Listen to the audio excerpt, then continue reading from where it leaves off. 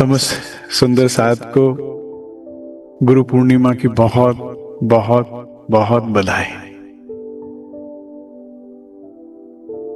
सदगुरु महिमा के गुणगान जितना मैं गाऊं उतना कम है, और अगर फिर भी कुछ कहना पड़े तो बस सागर को गागर में भर सकते हैं।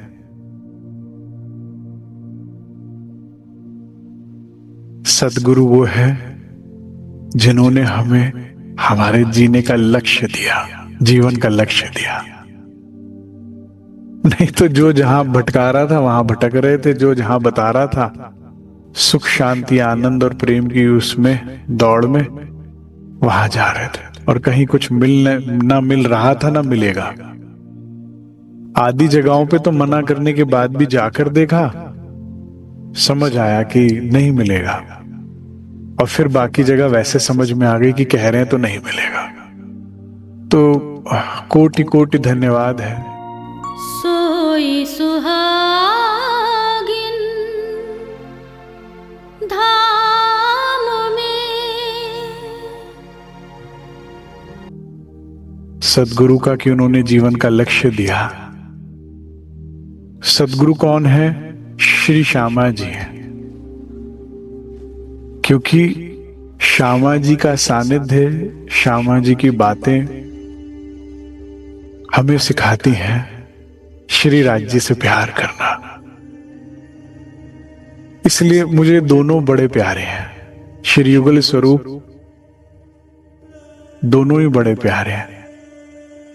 इसीलिए जब भी तिलक करिए ना सुंदर साथ जी, तीजी भोम में भी जब तिलक कीजिए आप, तो युगल को करिए, क्योंकि एक वो है जो प्यार करवाते हैं, एक वो है जो प्यार करते हैं। लेकिन प्यार करने वाले का महत्व उतना नहीं है जितना करवाने वाले का है, क्योंकि राज्य तो प्यार करते रहते करते रहते करते रहते, हमें प्यार होता नहीं ना उनसे, तो महसूस नहीं होता। जैसे मान लीजिए आपके पास मोबाइल है, मेरे पास नहीं है, तो आप तो बेल मारते रहोगे, जब मेरे पास है ही नहीं तो मैं उठाऊंगा कैसे? दोनों पे यंत्र होना चाहिए तभी बात हो सकती है ना। चाहे आप कह रहे हैं मैं सुन रहा हूं, यंत्र तो मेरे पास भी हो ना। प्रेम करने वाले पास तो प्रेम है और विराजी तो कर रहे हैं, वो तो बाले से बुढ़ापन लग अव्वल से आज दिन खड़े हैं। लेकिन श्यामाजू आए और कहते हैं कि धनी कितने प्यारे हैं ना, देख उनका मुखार बिंद, देख उनका नीलाट, देख उनके गलस्त, देख उनके अरवटी, देख उनके घुंघराले केश, और देख उनकी कृपा। पहले सदगुरु श्यामा जी हैं और फिर श्री राज है, जिन्होंने श्यामा जी ने प्यार करवाया राज्य से, और राज्य ने प्यार करके प्यार उपजाया, पूरा प्यार सिखाया। जिस भावना को हमने कभी महसूस ही नहीं किया था, वो करते कैसे? उन्होंने करके हमें कराया। निस्वार्थ प्रेम, निस्वार्थ सेवा, ये दो मंत्र मेरे जीवन में दे धनी ने हमें धन्य धन सदगुरु ने किया। क्या क्या? निस्वार्थ प्रेम और निस्वार्थ सेवा। संसार ने हमें क्या बनाया था? समझदार, चालाक, और सोच कर चलो, समझ कर चलो, अपना फायदा पहले फिर कुछ और। लेकिन सदगुरु जीवन में आए, उन्होंने कहा प्रेम वही जो निस्वार्थ, सुख वही प्रेम देता है, और सेवा भी वही जो निस्वार्थ वही सुख देती है। और उसने हमें हमारी इस मैं खुदी के जाल से तोड़ा। इस दुनिया में सबसे ज्यादा दुख देने वाला शब्द जो था वो मैं खुदी है, उससे हटाया और मैं खुदी से बेखुदी में लेकर गए। हम रतनपुरी में सेवा करते थे, बिना सोचे कि बदले में मिलेगा क्या, ये भी नहीं पता था, बस इतना पता था सदगुरु ने कहा सेवा सबसे जरूरी है, सेवा करो। करते गए, अच्छा लगता गया। मतलब पता नहीं क्या मिल रहा था, बस अच्छा लगता है यार, अच्छा लगता गया। बस जितनी सेवा करते थे फिर अपने आप को कोसते थे, देख तेरे से ज्यादा वो सेवा कर रहा, तुझे फिर नींद आ रही है, फिर थकान आ रहा, फिर आलस आ रहा है, और फिर राज्य ने बताया भाई परम धाम में ना सेवा का नाम प्रेम है, यहां मैंने प्रेम का नाम बदल के सेवा कर दिया, लेकिन ये दोनों हैं एक ही चीज। परम धाम में भी देखो ना, हम सखियों का श्रृंगार कराते हैं, राज्य का श्रृंगार कराते हैं, बाला जी को अरुगाते हैं, सखियों को भी तीजी वो पहली भूमि में अरुगाते हैं, सेवा ही है वहां पर भी। बस वहां हम उसे प्रेम कह देते हैं तो अच्छा लगता है, यहां भी प्रेम ही है। अच्छा, हम प्यार कर रहे थे राज्य आपसे तभी अच्छा लग रहा था, आप प्यार करने दे रहे थे। शुक्रिया है सदगुरु सरकार साहब का, जिन्होंने हमें वाणी छपवा के दी, टीका करके दिया और फिर वाणी मंथन का महत्व बताया। साहब ऐसा कहते थे कि भाई मूल स्वरूप भी उतर के आ जाए ना, और वाणी से विपरीत कुछ बोले तो बोलना ना आपकी नहीं मानूंगी, इसकी मानूंगी, ये लिख कर दिया आपने मुझे ब्लैक एंड व्हाइट में। इतना महत्व वाणी का बताते थे, कहते थे साक्षात है। जबकि सदगुरु सरकार ने खुद जीवन में कभी वाणी नहीं पढ़ी थी, जीवन भर केवल सदगुरु की सेवा करी, कभी खोल कर ही नहीं देखी।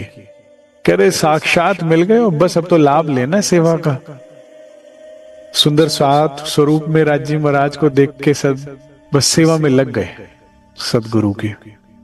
और फिर गुम्मट जी के पीछे खुद सदगुरु महाराज आए और वाणी उनको पकड़ाई नहीं, अंदर उतार दी। इससे क्या समझ में आता है, वाणी पढ़ने से भी ज्यादा जरूरी है। वाणी पढ़ने से जरूरी वैसे कुछ नहीं होता सुंदर साथ जी, लेकिन अगर पढ़ा लेकिन रिश्ता निभाया नहीं तो क्या फायदा। सतगुरु श्री राज जी की सेवा ही, सुंदर साथ की सेवा ही प्रेम निभाना है। परमहंस रामरतन महाराज जी की बीतक हम कर रहे हैं, और सदगुरु पूर्णिमा में उनकी बीतक से ज्यादा बेहतर क्या हो सकता है कुछ करने के लिए, क्योंकि उन्होंने सारा जीवन एक ही लाइन बोली है। किसी को पता है क्या बोलते थे वो? सदगुरु महाराज सब ठीक करेंगे, सदगुरु महाराज सब ठीक करेंगे। बड़े बुजुर्ग ने मुझे जब बताया, कईयों से मेरी बात हुई, तो राज्य से भी ज्यादा सदगुरु का नाम लिया करते थे, क्योंकि उनके लिए एक थे, गुरु महाराज सब सही करेंगे, सदगुरु महाराज ठीक करेंगे। तो उन जैसा प्रेम तो कौन कर सकता है। आज परमहंस रामरतन महाराज जी का मिलन सब जब सदगुरु से हुआ तो क्या कहते हैं, कंगाल बनाया माला माल। क्यों कहा ऐसा? कंगाल बनाया माला माल, क्योंकि तेरी आशिकी से पहले मुझे कौन जानता था। आज मैं ध्यान में बैठा था, गुरु पूर्णिमा का पर्व है, तो मैंने सदगुरु से पूछा कि क्या देना है सुंदर साथ को। तो श्री राज जी ने कहा, जो मेरे मन में उपजाया मैं वो आपसे शेयर करता हूं। हमें क्या करना, ध्यान से सुनिएगा। हाँ, हमें राज्य से इश्क करना है, और कुछ मत करो, इश्क कर लो। महाराज जी के जीवन में क्या होने वाला है, क्या होने वाला है? यारा ओ यारा इश्क ने मारा। दादा गुरु की बातें जैसे जैसे मिलती गई तो इश्क ने मार ही डाला। हो गया मैं तो तुझ पे निसार, दे रहे सब मुझे तेरा नाम, मैं बेनाम हो गया। कोई उनको रतन भाई नहीं कहता था, कहते थे वो तो साक्षात थे, साक्षात थे। बहुत से सुंदर साथ परमहंस रामरतन महाराज जी को बड़े प्यार से पिया जी कहते हैं। पता है आप लोगों को ये बात?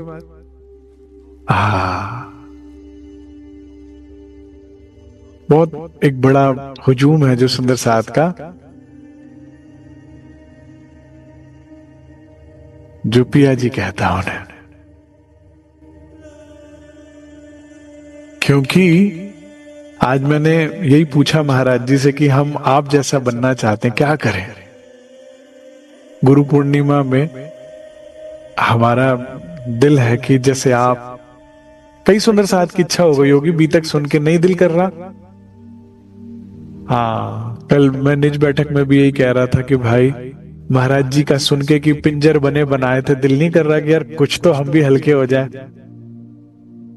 मैं तो अपने आप को इतना दिल कर रहा है, बस क्या करूं, पीट लूं, क्या करूं, खा खा के ठूस हो गए, महाराज जी की तरह हल्के हो कि 8-8 घंटे ध्यान में बैठे पता ना लगे, शरीर इतना हल्का है।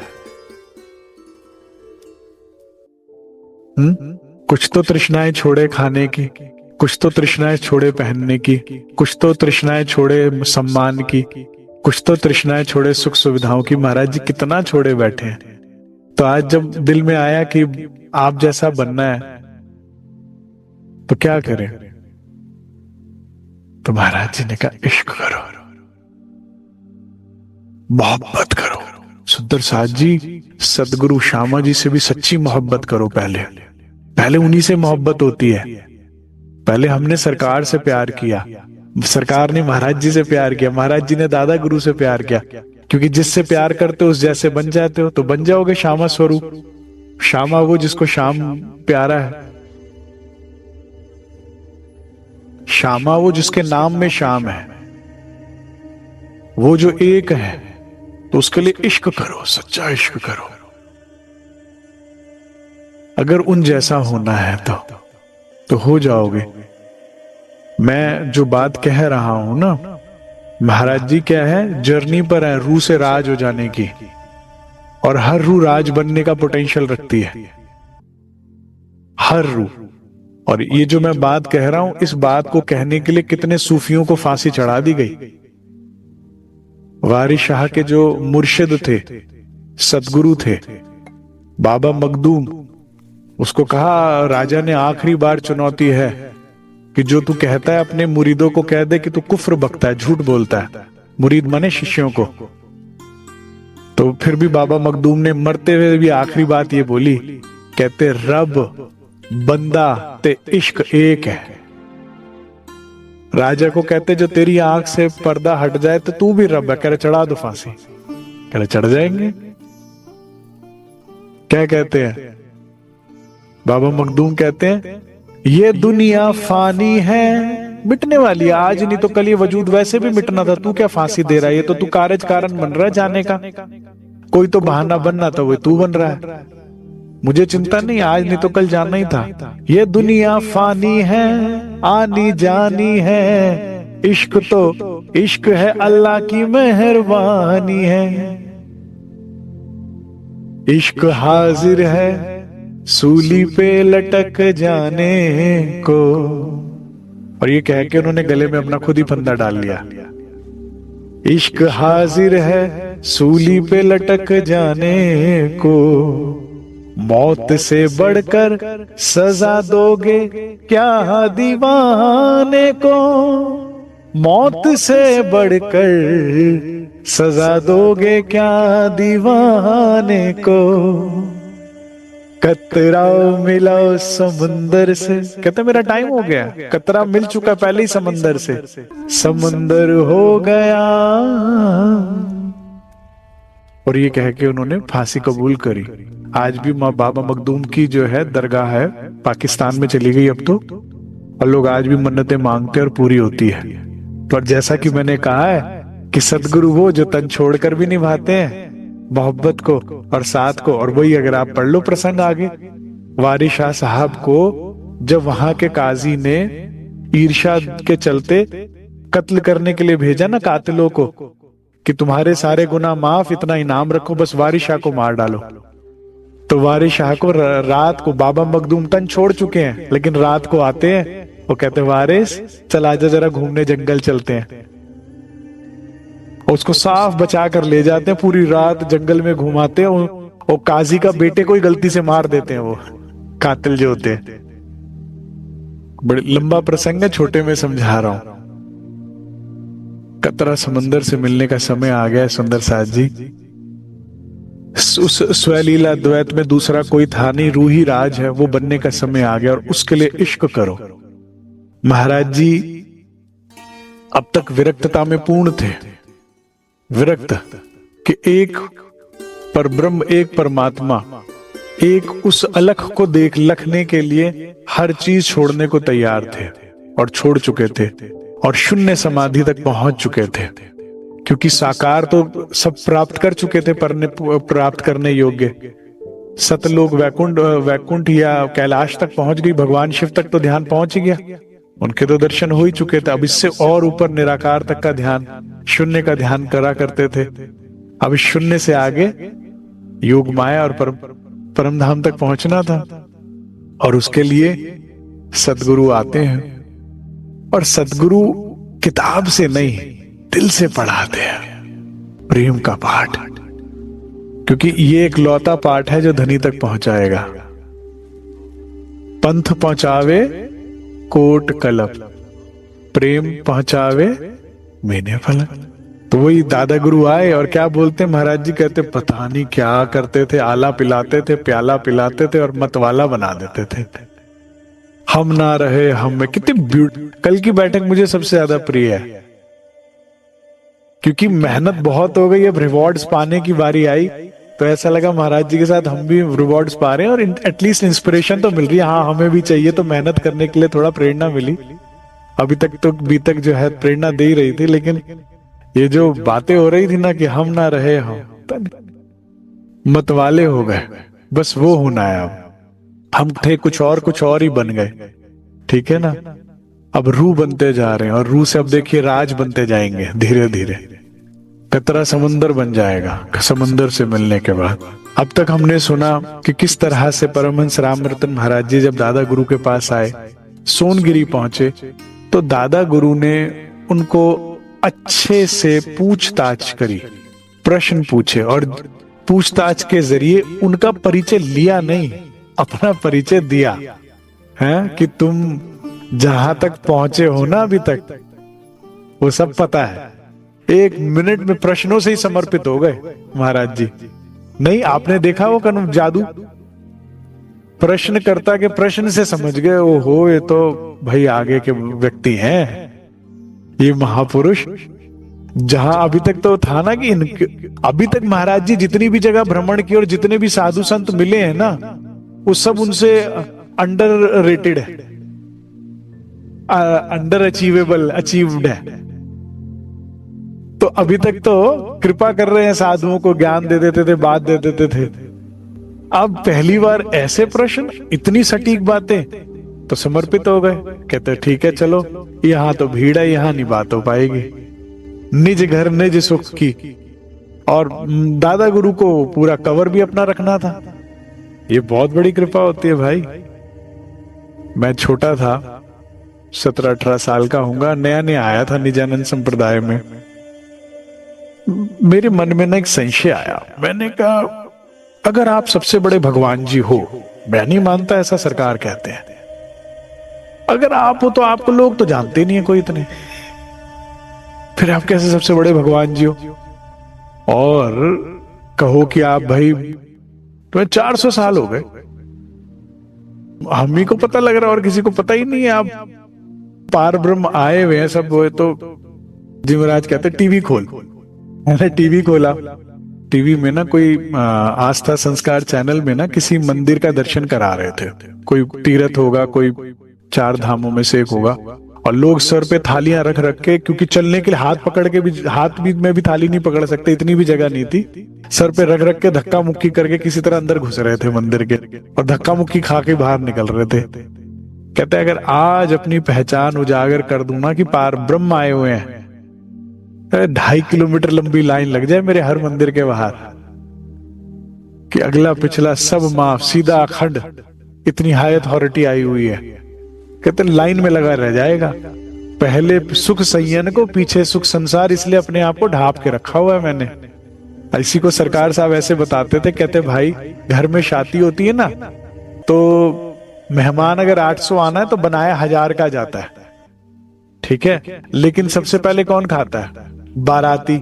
फिर कौन खाता है? घराती, घर वाले। फिर कौन खाता है? खैराती, टेंट वाला, बैंड वाला, वेटर। सबके लिए है भाई, जमादार सबको मिलना है। लेकिन सबसे पहले कौन? बाराती। तुम्हारे लिए ब्रह्मांड बना है तो पहले तुमसे मिलना है, पहले तुम्हें सुख देना है, पहले सुख संयन को, फिर हो जाएगा सारी बात। तो इसी तरह से दादा गुरु ने अपनी वो बचा छुपा के रखनी थी अपनी पहचान, तो सबके आगे बात नहीं करी, कहते वहां चलो सोमेश्वर, वहां आऊंगा। और उस एकांत, मैं जब पहली बार सोमेश्वर मंदिर गया सुंदर साथ जी, मैंने उस धरती को बार बार नमन किया, बार बार नमन किया। और जिस गुफा में बैठकर दादा गुरु महाराज जी को परम धाम, मैंने कहा यहाँ क्या क्या नहीं बरसा। एक रू वो जो लेने वाली और एक वो समर्थ भरतार जो देने वाले, दोनों रूबरू बैठे थे यहीं पर। और इतना नूर प्रकाश यहाँ निकला होगा, बरसा होगा, और किसी को दिख ना जाए इसलिए दरवाजा भी इतना छोटा रखा हुआ है कि छोटे बच्चे की तरह घुटनों के बल जा सकते हो, सीधा चल के नहीं जा सकते, ताकि बाहर वालों को पता ना लगे अंदर क्या बरस रहा है, क्या बरस। तो वो वहां पर सुख दिया। फिर वहां थोड़ा सा महाराज जी को कष्ट हुआ, तो वहां से अपने थोड़े और नजदीक बुला लिया, बहाना बनाया और थोड़ा नजदीक बुलाने के लिए, ठीक है ना, क्योंकि रिश्ता भी नया नया ना, तो थोड़ा हेजिटेशन रखनी जरूरी होती है। तो कहते भाई मेरे गांव के पास में यहाँ एक नदी के किनारे जमीन है, यहाँ आके रहो, मिलना आसान हो जाएगा। तो अब मुलाकात भी बढ़ गई, बैठक भी बढ़ गई, आनंद और बढ़ गया और बढ़ने लगा, ठीक है। तो अब महाराज जी कहते हैं वो और मत वाले होते गए। फिर प्रेम, मैंने कहा ना प्रेम, प्रेम ही काम करेगा। प्रेम इतना बढ़ गया दादा गुरु से महाराज जी का कि ऐसा लगा वो अंदर ही बैठा रहता है। हम अक्सर सुनते हैं ना राज्य को हृदय में बसाना, हृदय में बसाना, मतलब क्या है इस बात का? आप किसी से इतना प्यार करते हैं कि कोई कहता है कि भाई ये हमारे साथ बस रहते भर है, इनके दिल में तो तुम ही रहते हो, कहता है ना, ऐसे ऐसे हमारे दिल में राज्य हो जाए। तो ऐसे सदगुरु हो गए जिससे कहते सत्संग अब बंद ही नहीं होता था। प्रश्न चाहिए, हाथों हाथ उत्तर है, सदगुरु हैं कि नहीं है जरूरी नहीं है, वो बैठे हुए अंदर बात करते रहते थे। जो मैंने कहा ना एक रूपता, प्रेम की, अध्यात्म की परिकाष्ठा। रंगरेज मेरे दो घर क्यों रहे, दो घर में क्यों रहना, एक ही घर में रहते ना, आना जाना झंझट क्यों रखना। तो एक घर कर लिया और अब रोज मुलाकात हो रही है, रोज बात हो रही है। अब अभी भी दो हैं, एक ही घर तो एक हो गया, लेकिन अभी भी दो हैं।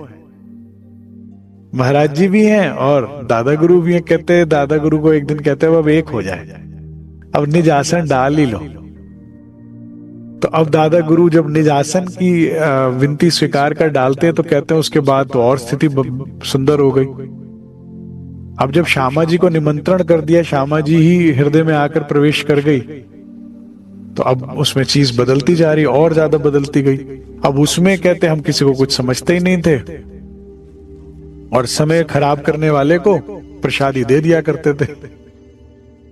कल हमने सुना किस तरह से मास्टर जी को प्रसादी दे दी और फिर बाद में मास्टर जी ने माफी मांगी, कहते भाई हम रोज पिटने आएंगे। मैं जब छोटा था, 19, 20, 21 साल का होऊंगा, एक माता जी के मैं जाता था सत्संग सुनने के लिए। बहुत ही सटीक वाणी से चर्चा करते थे, वाणी खाते थे, वाणी पीते थे। मैंने उनके सानिध्य में उतना वाणी समझा, सुना जितना पूरे जीवन में कभी नहीं सुना था। जब मैं जाता था उनके घर ना, तो बड़े प्यार से पूछती थी क्या खाएगा अमित, तो मैं कहता था अच्छा ये मंगा दो, वो मंगा दो। जो भूख लगी होती थी, जो वहां पे पसंदीदा चीजें थी बोल देता था, फौरन मंगवा देती थी। और मैं जब खाना खाने बैठता था तो सामने वाणी लेके बैठ जाती थी। कहती तुझे ना भी इश्क नहीं आया है? अब इस बात को लेके बड़ा ऑफेंडेड होता था मैं, अपने अंदर एक अहंकार में रहता था, मुझे तो बड़ा ही प्यार है राज जी से, हमें अपने जैसा टक्कर का आशिक नहीं मिलता, राज जी से रेयर मिलता है। तो कोई बोल देना ये बात, तो ऐसा हो जाता था मेरे। तो मैं कहा कह रही देख वाणी क्या कह रही है, खाना चीज जहर लगता है। हाँ, खाते खाते मैं कहूं अरे खुद ही पूछा था इन्होंने, तो समझ नहीं, इतना फटकार लगाती थी वाणी से कि समझ नहीं आता खाना खाऊं के छोड़ दूं के साइड करूं कि क्या करूं, खाया हुआ निगल लूं, इतना इंसल्ट करती थी, इतना इतनी खंडनी करती थी। इश्क नहीं आया तुझे अभी, देख अभी तो तुझे स्वाद आ रहे हैं, अभी तो तुझे ये हो रहा है वो हो रहा है। और सच्ची बता रहा हूं, मैं रोज उन खुश होकर जलील होने जाता था, क्योंकि कोई अंदर था जिसे आराम पड़ता था, कोई अंदर था जिसे आराम पड़ता था। क्या उठाओ और पर्दे उठाओ और हटाओ, मुझे बस मिलवा दो। जब ये हटना शुरू होता है ना तो और अच्छा लगने लगता है। जब तक ये पर्दे पड़े हुए हैं ना तब तक तो दिल करता है इसे छुओ मत, लेकिन जब हटाने लगता है ना, ऑपरेशन होना शुरू होता है, तो लगता है हाँ अच्छा लग रहा है, और हटा दो, सब हटा दो। तो ऐसे ही टीचर ने कहा आप तो रोज आके पिटेंगे जी, लेकिन बना दो बस कुछ। रोज आएंगे और आप ही के हाथ दुखेंगे, हमारा कुछ नहीं बिगड़ेगा। महाराज जी कह रहे ऐसे ऐसे रोज हमसे कुछ कांड होते रहते थे, क्या करें, लेकिन हम पर आवेश था। अब महाराज जी कहते हैं कि भाई प्रताप, मैंने क्या नोटिस किया कि जैसे कहते हैं ना दुनिया में घर का जोगी जोगड़ा आन गांव का सिद्ध, कहते वहां के लोग मेरी तो पहचान कर रहे हैं, मुझे तो कह रहे बहुत कोई सिद्ध महात्मा आए हैं, और दादा गुरु को नहीं जान पा रहे। यही कहावत आन उपस्थित हुई हमारे मध्य, यहां लगी मान्यता होनी अपनी काफी से भी अधिक वहां। सतगुरु को अपनी बस्ती का जान लोग करते अनुमान, कहते उनको देख के तो ऐसा अनुमान लगाते थे यह तो हम में से ही है एक, हुई नहीं उनकी पहचान, कहते हम में से एक है। लेकिन महाराज जी कहते हैं प्रताप वे कौन थे पता है मेरे सदगुरु? है हक्की स्वरूप सदगुरु का। हक्की स्वरूप वैसे केवल श्री जी के लिए इस्तेमाल हुआ है। हक्की स्वरूप का अर्थ होता है साक्षात, जैसे धाम में वैसे यहां बिल्कुल वही अथॉरिटी, वही पावर। ठीक है ना, 3 स्वरूप कहे ना, बसरी मलकी हक्की, तो हक्की स्वरूप मतलब जैसा हक खुदा परम धाम में वैसे, कहते उतनी शक्ति लिए उतनी बात लिए बैठे हैं वो। कहते हक्की स्वरूप थे मेरे सदगुरु, पहचान देखे कितनी है महाराज जी को। पूर्ण जोश का पूर्ण स्वरूप, कहते कोई कला कम नहीं, कोई चीज कम नहीं, जैसे धाम वैसी पूरे साक्षात। जो महाराज जी के लिए कहा जाता था वही वो दादा गुरु के लिए कहते थे, पूर्ण अति पूर्ण थे। छिपी हुई थी बात सभी से, लेकिन कहते दुनिया से छुपी हुई थी। सदी 13वीं का रूप, ये कहते 13वीं सदी का, 11वीं सदी में श्री जी थे, ये 13वीं सदी चल रही है, कह रहे 13वीं सदी का साक्षात स्वरूप थे। लेकिन क्या करती दुनिया, ये कस्टमाइज्ड स्वरूप आया श्री राज जी का, केवल स्पेशल ऑर्डर रतन भाई के लिए। अब आप कहोगे हमें भी ऐसा क्यों नहीं मिला, तो ऐसी मेहनत भी तो नहीं करी, करो क्यों नहीं मिलेगा। महाराज जी ने ये कमाया है, सुनकर मुझे भी बड़ा अच्छा लगा था जब पहली बार से। अच्छा ऐसा स्वरूप जिसने किसी को अपनी पहचान नहीं दी, सिर्फ महाराज जी को, ताकि कोई पकड़े ही नहीं, ताकि सारा समय महाराज जी को दे सके, वो बटे ही नहीं उनका प्यार, उनका ध्यान, उनका समय। लेकिन उसके लिए ऐसी दीवानगी भी तो लाओ। अजी अभी तो 2 नाव से 1 नाव में तो आओ। मैं नहीं कहता, लेकिन बीतक तो यही हिदायत कह रही है ना, दे रही है। निकले 2 देवचंद्र जी छोड़ छाड़ कर, देखा सोचा पीछे माता पिता का। हमें तो सोच है, महाराज जी निकले छोड़ छाड़ कर, सोचा पीछे बेटी और पत्नी का क्या होगा। जब अंदर की आवाज लगाती है ना, जब अंदर वाला, तो फिर नहीं रुका जाता, नहीं होश आती। अभी तो 2 नाव है, राज्य भी है, संसार भी है, सब अपना अपना हम दिल टटोलें तो इस 2 से 1 नाव में हो जाओ, और फिर इस 1 नाव में भी अपने को भी उतारना पड़ेगा। संसार भूल गए तो भूल गए, खुद को कहां भूलते हैं हम। इस दिल में 70% जगह तो मैंने राज्य को, अपने आप अमित को ही दे रखी है। 30% लोग, जब हमने दुनिया भुलाई तो भी 30% खाली होता है सामान। देखो जो छोड़ छाड़ कर सब बैठे होते हैं बड़े पदों पर, तो कहने को तो लोक लाज मर्यादा छोड़ दी, घर परिवार सब छोड़ दिया, लेकिन मैं के घोड़े पर। अच्छा मुझे ये कह दिया, अच्छा मुझे वो कह दिया, अच्छा मैं तो क्योंकि 70% प्यार तो खुद से है। फिर महाराज जी ने वो भी निकाल बाहर किया कि नहीं किया? इल्लत जिल्लत किल्लत कुछ भी मिले तू चाहिए, फिर कहां है मोहब्बत अपने से? खुद धनी से ही तो है। हम इस रास्ते पर चलें और थोड़ी सी इल्लत आ जाए, थोड़ी सी दुनिया की चीज में कमी आ जाए, थोड़ी सी जिल्लत आ जाए, थोड़ी सी वो हो जाए, थोड़ी सी किल्लत, थोड़ी सी, देखो फौरन मुड़ जाते हैं। अजी हम तो आएंगे नहीं मंदिर, हम तो आएंगे नहीं आश्रम, हम तो सुंदर साथ में नहीं आएंगे अजी। ऐसे कह दिया, ऐसा हो गया। महाराज जी मुड़े घर की तरफ? नहीं, बल्कि महाराज जी से तो ये शिक्षा मिली कि समय नहीं खराब करना। साधु तिरस्कार कर रहा है तो क्या कह रहे हैं भाई, जिसके स्तर के थे उसी तरह की तो बात करी और आगे बढ़ गए। 1 मिनट दोबारा नहीं सोचा कि मुझे तो ये कह दिया, मुझे तो वो कहा। जो चाहिए लेने आए वो निकलो, वो लो।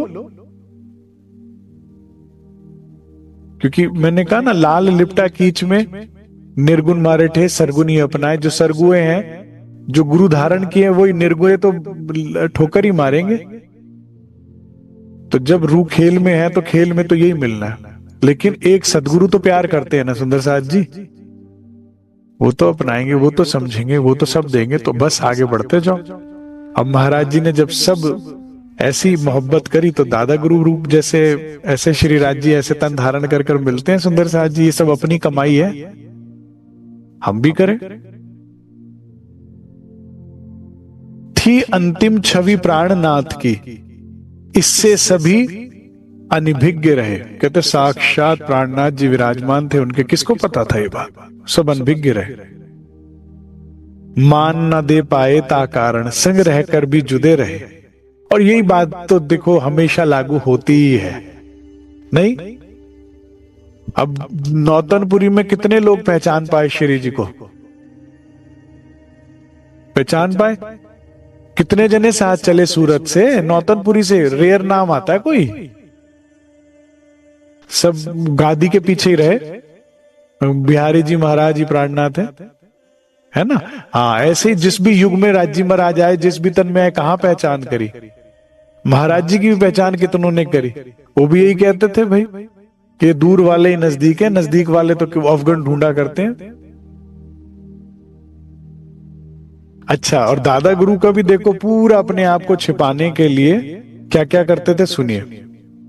काम ठठेरे का करते थे लोग, दीवान दिखावे का व्यवहार, लोगों को दिखाने के लिए साक्षात थे, लेकिन दुनिया को दिखाने के लिए ठठेरे का काम। तांबे के बर्तन बनाता है ठठेरा। आज भी उनका परिवार यही काम करता है। अगर आप सोनगिरी जाओ तो इसी काम में आज भी उनके हम घर गए, जब तक आवाज आती रही ठन ठन ठन ठन ठन ठन ठन ठन, दादा गुरु के घर में वो आज भी ठठेरे का काम करते। तो मुझे समझ में आया, इतना ठन ठन करते हैं तो ठठेरा ही नाम रखा जाएगा। भार गृहस्थी चलती इससे, होती थी इससे ही आए, इसी से आए थी, इसी से घर परिवार चलता था। हम में कुछ विशेषता समझी, लगी ख्याति अपनी होने। कहते हम में लोगों गांव वालों ने समझा कुछ विशेषता, ख्याति होने लगी। पहुंचा हुआ महात्मा समझा हमको नगर निवासियों ने। ठीक है। हारी बीमारी और संकट पड़ने पर आते नर नार। कहते कोई हारी हो जाए, कोई बीमारी आ जाए, कोई भी संकट आ जाए, महाराज बचा लो, महाराज कृपा करो, ऐसे करके नर नार आ जाया करते थे। और हम भी जो कह देते याद दे देते, ठीक उतरता सभी प्रकार। कहते जो कह दिया, जाओ ये करो ठीक हो जाएगा, जाओ कल तक ठीक हो जाएगा, जाओ। मैंने बताया ना फकीरों पे क्या होता है, धुने में राख, और राख कोई बभूति कहते यही दे दिया जाओ। कह ताकत तो बभूति में थोड़ी होती है, उनके कहने में होता है ना। जो हम कह देते या दे देते, ठीक उतरता सभी प्रकार। संकट ग्रस्तियों का जो कहते, संकट उससे हट जाता। जो भी कह दे, जो भी दे दिया, भस्मी या विभूति है, वही मैंने जो कहा राख जो होती है, देने पर रोगी चंगा हो जाता। कहते जाओ ये दे दो, सर पे लगा दो, ठीक हो जाएगा, हो जाता था। और ये लीला तो महाराज जी आगे तक करते रहे, शेरपुर में भी है ना। हाँ, तो रोगी चंगा हो जाता। इस प्रकार से हमें मान्यता नागरिकों में दी अत्यंत। लेकिन एक्चुअल में ये चमत्कार किसका है सुंदर साथ जी? महाराज जी का है कि दादा गुरु का है? भाई शक्ति तो इस वक्त दादा गुरु में है, ये दादा गुरु की शक्ति है। क्योंकि राज जी इस जागनी रास में आप बड़े ध्यान से देखोगे तो सब कुछ करते गए, लेकिन हर बार सम्मान तमगे जो हैं रूहों को लगाते गए। सुंदर भाई ने ये किया है, इंद्रावती ने ये किया, सब कर कर आके पीछे छुप जाते हैं करने कराने वाले, जबकि वे खुद ही हैं। और कौन है करने वाला? लेकिन उनको अच्छा लगता है, ये उनका प्यार है कि उनको अच्छा लगता है कि मुझसे भी ज्यादा सम्मान मेरी रूहों को दो। हाँ, तो दादा गुरु को क्या चाहिए? रूहों से कोई प्यार करे, सम्मान से बात करे, गांव के लोग उन्हें तंग ना करे, तो बस महाराज जी तो खुश है। लेकिन महाराज जी कहते थे भाई इससे ना विघन होता था। उस जिसे समझते थे हम बाधा, बाधा भी कैसी बेअंत, अंत ही नहीं इतनी बाधा। उनके आन जाने से हमको विघन बहुत सी होता था। हरदम कोई खड़ा ही रहता, भजन भंग यूं होता था। वही ये चीज हमसे होने लग जाए हम तो बड़े खुश हो जाएं, नहीं भी होता तो भी इसकी वो कर दें। और महाराज जी का स्वभाव देखिए सुंदर साहब जी क्या कह रहे हैं? कह रहे भाई इससे ना हमारे भजन में भंग होता था। इसका मतलब साहिबी से ज्यादा सुख भजन में है। धनी के भजन क्या होता है सुंदर साहब जी? धनी के गुण गाना या याद करना, जिससे क्या होता है हृदय में प्रेम उपजता है। तो वो अच्छा, साहिबी और प्रेम में हमेशा परमहंस प्रेम को चुनेंगे। हिराज जी पूछे मैं तुझे इज्जत दूं के प्यार, तो क्या बोलोगे? नहीं जी प्यार देंगे, इज्जत रखो साइड। इज्जत आप रखो, आप बड़े हैं, हमें प्यार दो, हमें प्यार चाहिए। अच्छा, अब क्या हुआ? एक रोज सोनगिरी का एक व्यक्ति मेरे पास आया और क्या करने लगे? महाराज जी कहते सदगुरु की निंदा करने लगा। अब सदगुरु की निंदा तो ऐसी होती है जैसे कान में आप पिघला के शीशा डाल दो, कितनी तकलीफ हो, ऐसी तकलीफ होती है। कहते हमने बहुत, अब साधु हैं, महाराज जी का शब्द आवली हमेशा मर्यादित रहती है। अब साधु लठ लेके तो मार पिटाई कर नहीं सकता ना। साधु हो, फकीर हो, भिक्षुक हो, पर संत परमहंस तो बस मुंह से कह रहे थे भाई आप ऐसी बात ना बोले तो भी बोले जाए, करे बात शोभा नहीं है तो भी बोले जाए। अब महाराज दादा गुरु के लिए बोल रहा है, अजी इन्हें तो परिवार की चिंता नहीं, अजी तो ये देखते नहीं, अजी ये तो ऐसे है, अजी ये तो वैसे है, अच्छे अजी है। तो पहले कहते बहुत मना किया, फिर कहा चलो अच्छा तुम चुप नहीं होते तो उठ के जाओ यहां से, फौरन जाओ यहां से, हमें नहीं सुननी बात। तो कहता हाँ, कह रहे देख लो उठ जाओ नहीं तो बुरा होगा बहुत। कह रहा बुरा हो जाएगा, मर भी जाऊंगा तो भी बोलूंगा, तो भी नहीं उठूंगा। अब ये क्या है? ये उदंडता थी, ज्यादा उदंडता थी ना। हाँ, किसी की सुंदर साहब जी बड़े ध्यान से, वैसे मैं अक्सर ये बात हृदय से बोलता हूं लेकिन आज मुंह से भी बोलता हूं ये बात। आप भजन ना करो कोई बात नहीं, आप परमात्मा से प्रेम ना करो, उन्हें याद ना करो, कोई बात नहीं, कोई बात नहीं। लेकिन इस बात का बहुत ध्यान रखना कि किसी भजनानंदी को तंग नहीं करना। कोई भजन करता हो, कोई परमात्मा से प्रेम करता हो, उसके में अंदर विघन नहीं डालना कभी भी। आपको नहीं समझ में आ रहा परमात्मा, कोई बात नहीं, क्योंकि वो मार बहुत भारी है, ठीक है ना। हाँ, फकीर जवाब नहीं दे सकता लेकिन उसका यार जवाब देता है। ये बात हमेशा याद रखना है सुंदर साहब जी। बड़े बड़े चक्रवर्ती सम्राटों ने भी ये सबक सीखा, देर दुरुस्त लेकिन सीखा, है ना। इसका सबसे बड़ा एग्जाम्पल कौन है? राजा परीक्षित है। हाँ, तो ये बात ध्यान रखनी चाहिए। तो महाराज जी को भजन करने में भंग कर रहा है, परेशान कर रहा है, तो महाराज जी के अंदर तो आवेश रहता ही था। कहते मरना तो तुझे है ही है, कहते ना मर के भी नहीं उठूंगा, यहां से मर के उठूंगा, ऐसे नहीं जाऊंगा, सुनाता ही रहूंगा। अरे मरना तो लेकिन घर जाके मर। कहते मरना तो है ही तुझको, पर जाकर अपने घर मरना। जैसे तैसे उसे उठाया, जब पहुंचा अपने घर तो क्या हुआ? मरनासन अवस्था हो गई, तीर निकल गया, हृदय से एक हाम निकली महाराज जी के। वो पहुंच गई सदगुरु दरवाजे तक कि भाई देख लो राजी महाराज की चौखट। प्यार करने वालों को डिस्टर्ब नहीं करना चाहिए, धनी के प्रेम को। तो ऐसी हालत हो गई कि मरा मरा मरा मरा, हाय हाय हाय हाय। अब कोई कहे इसके उनके ऊपर जादू टोना कर दिया, किसी ने कहा ऊपरी हो गई, किसी ने कहा नजर लग गई, किसी ने कहा किसी ने विष खिला दिया, कोई कहे नहीं नहीं वो वात बढ़ गया, कोई कहे कुछ, वैद्य बुला लिए, सब बुला लिए, लेकिन हालत ऐसी कि अभी गए के प्राण तभी गए। तो ऐसे में किसी एक ने कहा, भाई ये मैं तो थोड़ी देर पहले सीताराम महात्मा के यहाँ बैठे देखा था। महाराज जी जब अंतर्मुख हुए थे ना राम मंदिर में, तो तब से इनका नाम पड़ गया था सीताराम महात्मा। भाई सीताराम महात्मा ने तन छोड़ दिया, तो महाराज जी कह रहे तब से मेरा नाम पड़ा। तो किसी ने कहा वहां सीताराम महात्मा क्या तो बैठा, तभी तो भला चंगा हो ना हो, ये उन्हीं की कृपा है।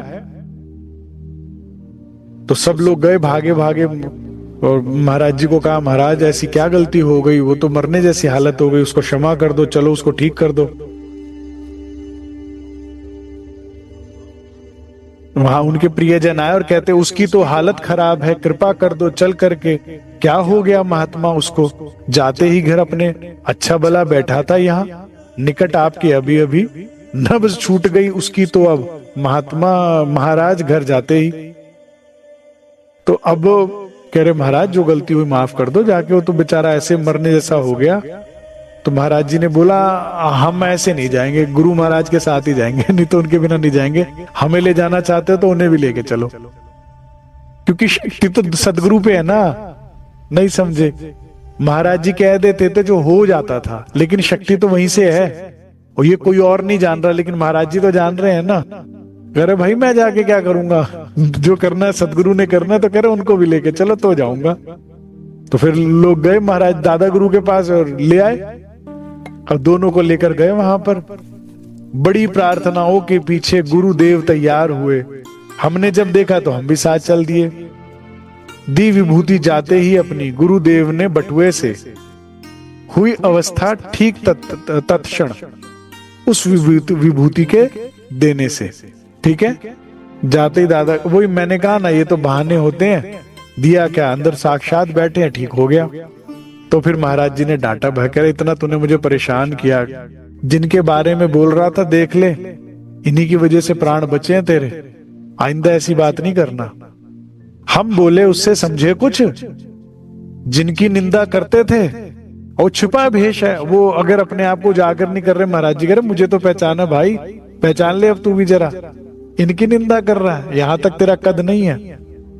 उसी की कृपा से बेटा प्राण आपके आज बचे। रोने लगा हमारी सुनकर, दम ना मारा पाया आगे, खबरदार आइंदा के लिए ऐसे मत कहना बागे, ठीक है। तो महाराज जी कह रहे इसी तरह से कोई ना कोई आकर भजन में भंग करता था। हम ध्यान मगन रहना चाहते थे, लेकिन कोई ना कोई इस तरह से आके तंग करता था। अब ऐसी क्या हुआ, एक दिन एक और आ गया। अब मूर्खों को ढूंढने चलो तो दुनिया में कमी थोड़ी है, एक ढूंढो हजार मिलते हैं। ऐसी तो मूर्ख और अहंकारी।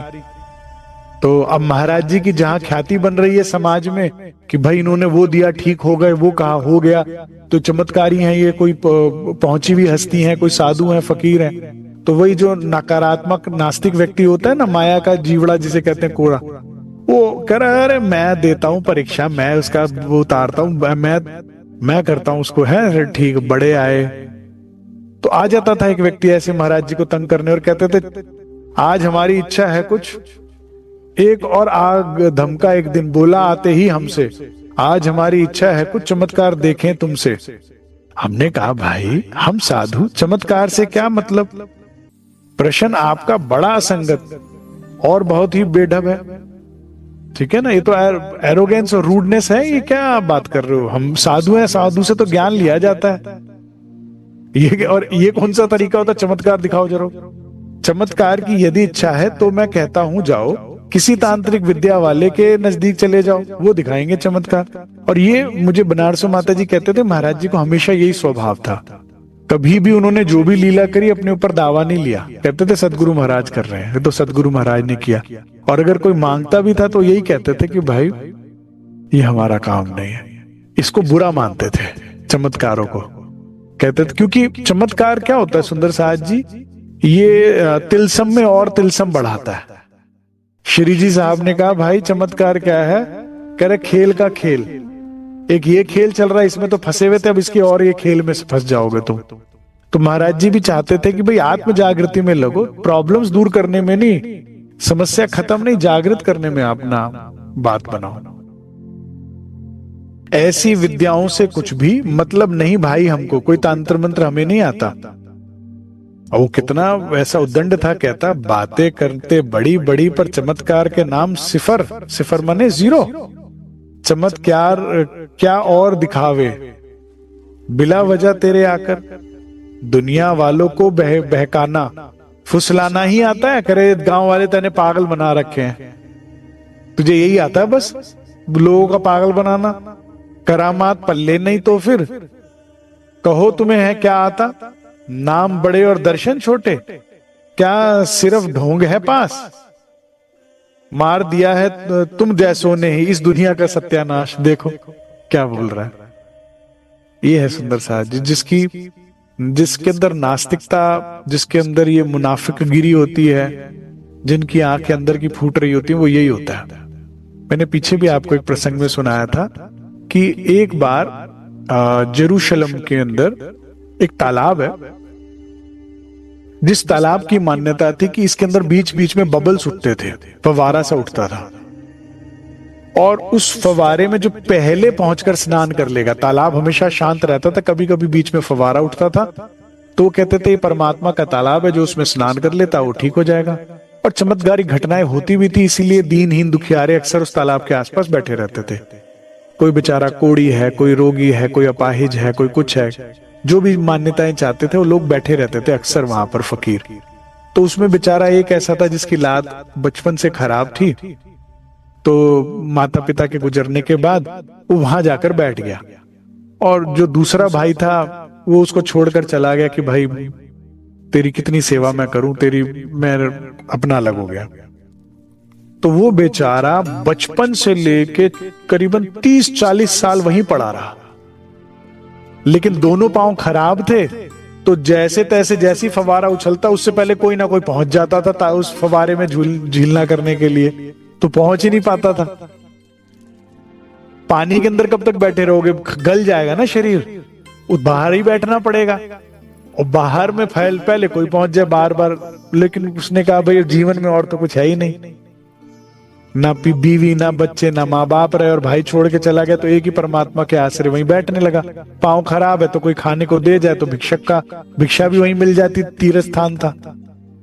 तो एक बार वहां पर ईसा मसीह पहुंचे जेरूशलम में, और ईसा मसीह सच्चे हृदय से श्रद्धा से बैठते हैं तो परमात्मा का कोई ना कोई व्यक्ति आ ही जाता है।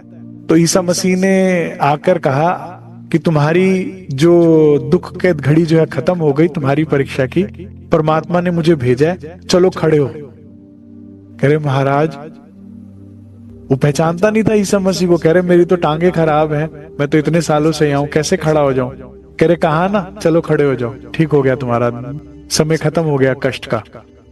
तो खड़ा हो गया। अब जब वो खड़ा हो गया, कह रहे चलो खड़ो और चटाई लो, चलो यहां से, हो गया तुम्हारा कष्ट खत्म। तो उसने चटाई समेटी, अपना जो भी काम वाम वहां पर सामान था, छुटमुट जो भी ग्रस्त साधु की जो भी सामान होते ना, जैसे भाई थैला वैला गमछा उमछा जो भी बर्तन वर्तन समेट कर ईसा मसीह के पीछे चलने लगा। लोगों की आंखें फटी की फटी रह गई कि 40 साल इसके चलते उसका अपना भाई जो अपाहिज का भाई था, उसने भी ये चमत्कार आंखों से होते देख लिया, और वो बिल्कुल बिगड़ चुका था, वो भी सुधर गया, ईसा मसीह का शरणागत हो गया। और वहां पर लेकिन 2 पंडे थे, ठीक है, जो जेरूशलम के पुजारी थे 2, वो क्या कहते हैं ईसा मसीह को आके, कह रहे आज सब्त का दिन है, आज भगवान आराम करते हैं, तुमने चमत्कार कैसे कर दिया, भगवान को तंग कर रहे हो। और कह रहे तुम्हें पता है सब्त के दिन कभी सामान शिफ्ट नहीं करते, तुम कैसे जा रहे हो सामान लेके इनके पीछे।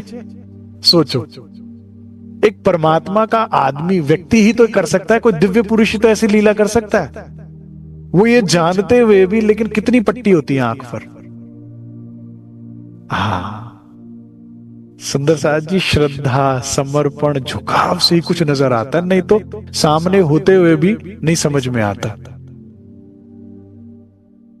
तो ऐसी बातें आकर कर रहा है व्यक्ति, जबकि सारा गांव कह रहा है कि इनसे चमत्कार हो रहा है, हमारा बीमार ठीक हो गया। कह रहे पागल बनाता है तुम्हारा, अभी जाके उसे ठीक करता हूं। अब वो रोज आए महाराज जी को रोज तंग करे। एक दिन समझ में आता है, 2 दिन समझ में आता है, 5 दिन, ये तो उदंडता है ना। फिर राज्य की रूह को तंग करोगे तो फिर देखो नजारे। महाराज जी कह रहे भाई हमने तो बहुत रोज टाला लेकिन मानता ही नहीं। फिर एक दिन हम गए सदगुरु के पास, खटखटा दिया रूह ने दरवाजा फिर राज्य का कि भाई रोज आके तंग कर रहा है। तुम कहते हो भाई सदगुरु महाराज को हमने बतलाया, नंदलाल महाराज रोज दिन करता है हमको आकर, चमत्कार दिखला दो कोई, कहता रहता है आकर, रोज टालता रहता हूं मैं पर वह बाज नहीं आता, समझाता हूं रोज उसे पर उसकी समझ नहीं आता। अब जो आज्ञा हो बतला दो, गुरुदेव बोले सुनकर। करे अब आप बताओ क्या करूं, आप जैसा आज्ञा करो, बहुत परेशान कर रहा आके। तो सदगुरु ने सुना, करे अच्छा ठीक है। राज्य की लाडली बन जाओ सुंदर साथ जी, जहां धनी सहाय थाए था झक मारे माया। कोई शक्ति है माया की, तुम ये स्वभाव अपना लो अपना। तुम अपने प्रेम में कमी ना लाओ, क्योंकि जो तुम राज्य से प्रेम में कमी लाओगे तो हुक्म से ही डंडा पड़ेगा और उसको कोई बचाने वाला नहीं आएगा। राज्य कहते हैं संसार को धोखा देके आओगे मेरे पास, मैं बचा लूंगा। दुनिया मारेगी, मैं बचा लूंगा। मैं मारूंगा, कोई नहीं बचाएगा। ठीक है, उस मार का उपाय नहीं है। लेकिन अगर महाराज जी तो बैठे ही ध्यान भजन में है ना, तो ऐसों को तंग नहीं करना चाहिए। तो तंग किया तो सदगुरु ने बोला अच्छा ठीक है भाई, उन्हें बोल दो ना। सदगुरु बोले सुनकर, कल जब नंदराम आ जावे तो कहना यूं समझाकर, परसों से दिख जावेगा बच्चा, चमत्कार यूं कह देना। हो जाएगा काम। अब अगले दिन आ गए नंदराम जी, तो नंदलाल जी जैसा कि नियम था उनका, जब खाली होता था तंग करने आ जाता था महाराज जी को कि चलो समय पास करते हैं, थोड़ा तंग कर लेते हैं साधु को। तो फिर आ गया, परसों से मनोकामना पूरी होगी, संदेश यह दे देना। कहते हैं महाराज दादा गुरु ने कहा उसको संदेश दे देना, मनोकामना पूरी हो जाएगी। अगले दिन जब आया वह, तो हम बोले भैया नंदलाल चमत्कार देखोगे ही क्या, या कर बैठे उसकी टाल। कहते भाई अभी समझ आ गया, आखिरी वार्निंग, या देख के ही मानेगा। इसका किस्मत खराब बोलूं कि इसकी बुद्धि खराब बोलूं, अभी भी बच सकता था, नहीं माना। देखो क्या बोलता है, चमत्कार दिखाएंगे ही क्या, या कर बैठे उसकी टाल। ठीक है, तो नंदराम के बोला नंदलाल, बातें ही बातें हैं तुम पे केवल, यदि होता दिखला देता, तुम में नहीं कोई भी बल। फिर महाराज जी ने कहा ठीक है भाई तथास्तु, हम बोले तो अच्छा, कल को सावधान होकर रहना, चमत्कार आवेगा कल को, साक्षात दर्शन करना। करे हो जाएगा कल तुझे दर्शन चमत्कार का, मनोकामना पूरी आपकी परमात्मा कल कर देंगे। चमत्कार नंदराम तुम्हें कल घर पर ही दर्शन देंगे। कह रहा अच्छा यहां आना है क्या? करे यहां नहीं, घर ही आएगा, चिंता ना कर, तुझे घर में ही चमत्कार दिख जाएगा, इतनी दूर क्या आने की जरूरत है। अब क्या हुआ, अगले दिन नंदलाल जी बैठे हुए थे, दीवार से टेक लगा के, घर में जैसे गांव में हुआ करती थी, कच्ची दीवार थी, वो पूरी की पूरी दीवार गिर गई नंदलाल जी पर। इस प्रसंग ने मुझे जीवन में कई बार सहारा दिया है कि भाई कोई आएगा गालियां देगा तुम्हें, महाराज जी कहते कोई चिंता नहीं करना, जो गलत करेगा अपने आप दीवार गिरेगी, तुम अपना राज राज करते जाओ, तुम्हें किसी से लड़ने की, झगड़ने की, परेशान होने की जरूरत नहीं है। बैठो राज्य भरोसे, एक राज्य भरोसे बैठो, परेशान मत हो, चिंतित मत हो, क्रोधित मत हो। ठीक है, तुम अपना भजन करते रहो, तुम अपना राज्य से प्रेम करते रहो, ये काम हमारा नहीं है, वो अपने आप राज्य का है, हुक्म का है। ठीक है ना? हाँ, कोई अनायास ही पर हुक्म से आई है बात तो फिर भुगतनी होगी आपको, फिर तो ये समझो कि हाँ नहीं हमें सुधारने आया। लेकिन अगर हम सही चल रहे और हमें कोई आप ये समझ रहे हो कि अनायास ही त्रास कर रहा है कोई, तो चिंता ना करना, अपने आप चमत्कार उसके साथ भी हो जाएगा। ठीक है, इस बीतक की प्रसंग से ये शिक्षा मिलती कि अपने को महाराज जी की तरह शांत रहना है। तो उसके ऊपर दीवार गिर गई, लोगों में बड़ा भागदौड़ मची, और मर गया नंद लाल मर गया, दब के मर गया। बड़ी मुश्किल से हटा हुटू के निकाला, पूरा खूनम खून लहू लुहान, बड़ा परेशान, हाय हाय। ज्यादातर गुम चोट लगी दबने के कारण, लेकिन बस ऐसी हो गई कि हड्डी पसली दुरुस्त सब तोड़ फोड़ करके उनको चारों ओर मचा बवेला, भगदड़ मच गई लोगों में। नंदलाल दब गया भीत के नीचे, नीचे दौड़े सुनकर सब लोग दौड़े दौड़े आए, किसी तरह निकाला उसको। चिंताजनक मगर हालत थी, जैसे अब प्राणंत हुए, कहते प्राणंत हुए ऐसी हालत हो गई। चारों ओर उड़ी अफवाहें, नंदलाल दबकर मर गए। कुछ उसके घर के संबंधी अपनी कुटिया पर आ पहुंच गए। अब संसार बाकी तो गांव में बात थी ना कि महाराज जी जो कह देते तो हो जाएगा, जो बोल देंगे तो मरीज भी ठीक हो जाता था। तो सब आ गए, बाध्य किया घर ले चलने को, पर हमने इनकार किया। जब तक गुरु महाराज ना जावे हमने जाने को मना किया। तो महाराज जी कहते भाई हम तो उनका नाम लेते, करने वाले वो हैं, ये हमें पकड़ कर ले जा रहे, हम क्या करेंगे। ठीक है, करत करावत तुम ही, याद रखना हमेशा वो है, अहंकार नहीं लेना है जीवन में। कहते वो करने कराने वाले वही करेंगे। तो फिर वही बात हुई कि महाराज जी को लेकर आओ तो हम चलेंगे। तो महाराज जी को भी लाया गया, एकत्रित हम दोनों को कर चले, साथ ही लेकर के। कह रहे दोनों को हमें पकड़ लिया और ले ही चले, बस मिन्नतें कर करके। हमने नंदलाल को देखा उसके घर पर जाकर के, इतना होश उसे बाकी था ताकि हमको पहचाने। कह रहे इतना होश बाकी था, हमें देखते फौरन पहचान गया। वैसे हालत हाय हाय थी, लेकिन कहते हमें देखते ही वह एकदम लगा जोर से डकराने मतलब रोने लगा। सुबकिया ले लेके रोते हुए बोलने को डकराना कहते हैं। मुझे माफ कर, मुझे माफ जल्दी कर दो, क्योंकि मैं जाने वाला और आपका हूं अपराधी, सजा भुगतने वाला हूं। समझ में आ गई उसे, चमत्कार मेरे साथ ये हुआ है। कर महाराज मुझे फौरन माफ कर दो, बस प्राण निकलने वाले हैं, मुझे पता है मैं आपका अपराधी हूं और सजा मिलने वाली है मुझे, बस जहां खत्म शरीर मेरा तो मौत आ गई, और क्या बड़ी से सजा मिलनी है। मुझे माफ जल्दी कर दो। है नंदलाल नहीं अब बचने का, खुद ही के लिए कह रहा नंदलाल अब नहीं बचने का, कृपा करो प्रभु कृपा करो, कह दो तुमने माफ करते हैं, बस इतना एहसान करो। टंकी से किया राज्य की रूह को, तो कौन बोलेगा राज्य, तो कौन बोला सदगुरु महाराज बोले गुरु महाराज भाई, अरे भाई नंदलाल क्यों जाते हो, इतने तुम हताश हो क्यों हो गए, मरू मरू चिल्ला तो मर गया क्यों चिल्ला रहे हो, चमत्कार तो अभी बहुत है, अभी तेरी सजा नहीं खत्म हुई मेरी रूह को जितना तूने तंग किया। अरे अरे अरे कहां जा रहे हो, रुको रुको अभी कहां मरे, अभी नहीं मरने देंगे, अभी तो बहुत सारे चमत्कार है जो तुझे देखने, कितने चक्कर लगाए तैने, कितनी माफी के कितने सुधारने के मौके दिए तुझे, नहीं माना ना तू।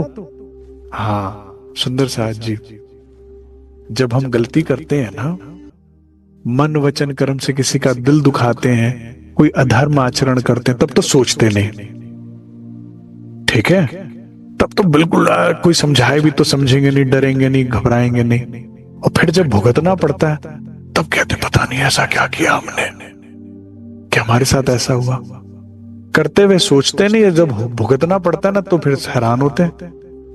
तो करने से बचो थोड़ा सा, नहीं तो भुगतना पड़ता है, फिर पता नहीं लगता जब डंडा पड़ता है सर पे कि क्यों पड़ रहा है, कैसे पड़ रहा है, एकदम होश हवास उड़ जाते हैं। फिर चमत्कार तो अभी बहुत है, उनको कौन संभालेगा, यदि तुम चले गए तो उसको कोई ना देख भालेगा, देखेगा कौन चमत्कार, तू चला गया तो व्यर्थ जाएंगे वे बेचारे, वरदान था तू ही एक, कह रहे तुझे ही वरदान दिया था तो तुझे भी तो देखना पड़ेगा, तू ही चला गया तो उन पर क्या बीतेगी है तो देख।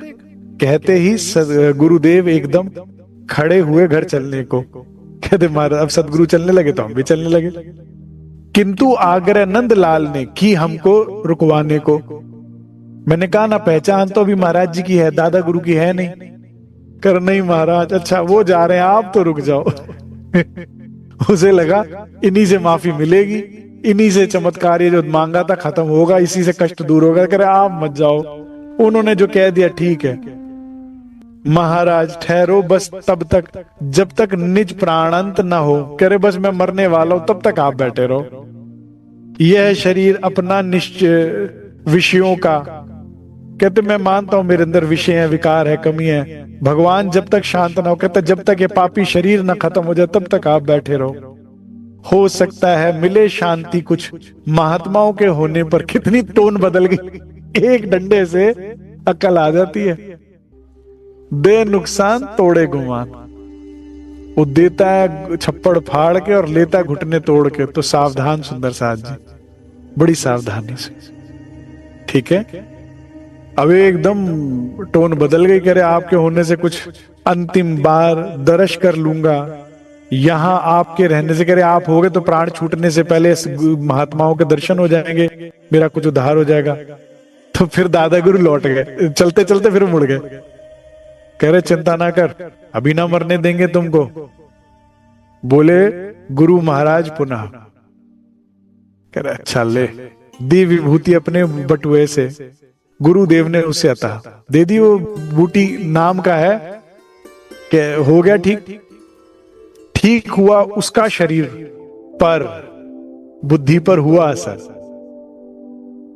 बुद्धि रहा करती बैकुंठ वासियों की इसी 8 पहर। कहते 8 पहर ऐसा हो गया जैसे बिल्कुल संत। देव वृत्ति अंदर जग उठी, दान पुण्य रहता हर वक्त।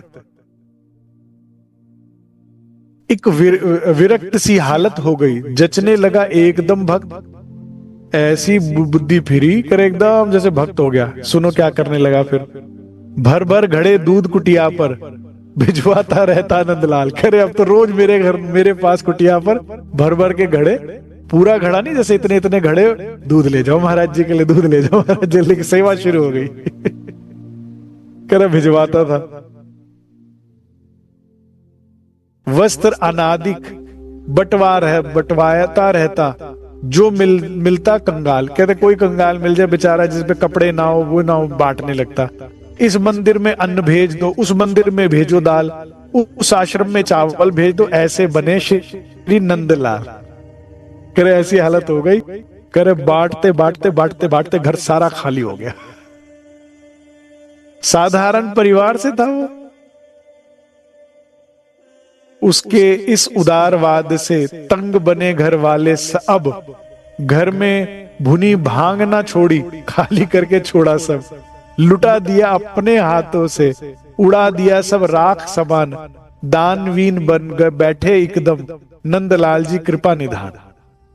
करे सब के घर के बर्तन लत्ते सब बिक गए।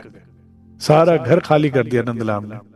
नंदलाल के घर वालों ने करी प्रार्थना जा करके, महाराज जी क्षमा करें, अब तो उसको कृपा करें। करे इसने जो भी गलती करी नंदलाल ने, अब माफ करो, कृपा करो। सब घर बेच खाया इसने तो।